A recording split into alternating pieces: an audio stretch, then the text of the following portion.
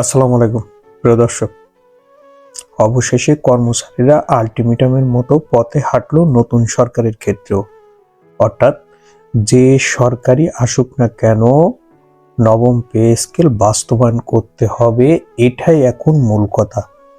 আর যেহেতু জাতীয়তাবাদী দল বিএনপি বর্তমান চেয়ারম্যান এবং বর্তমান প্রধানমন্ত্রী জনাব তারেক রহমান তার বিভিন্ন সভা সমাবেশ এবং তার নির্বাচনী ইশতেহারে ঘোষণা দিয়েছেন যে উনি ক্ষমতায় আসলে নবম পে স্কেল অবশ্যই বাস্তবায়ন করবেন। সেক্ষেত্রে এই পথটা আরো সুদৃঢ় হলো।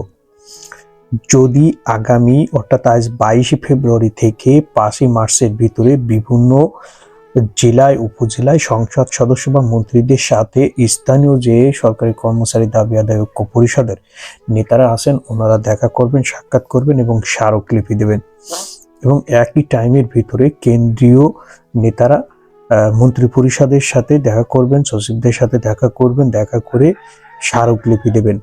যদি এটা 15 মার্চের ভিতরে দৃশ্যমান পরিবর্তন না হয় এবং সরকার যদি কোনো দৃশ্যমান পরিবর্তন না করেন, তাহলে সেক্ষেত্রে আগামী 28 মার্চের সিদ্ধান্ত হবে বিজ্ঞপ্তির মাধ্যমে জানিয়ে দিবেন সরকারি কর্মচারী ঐক্য পরিষদের মুখ্য সমন্বয়ক এবং সদস্য সচিব।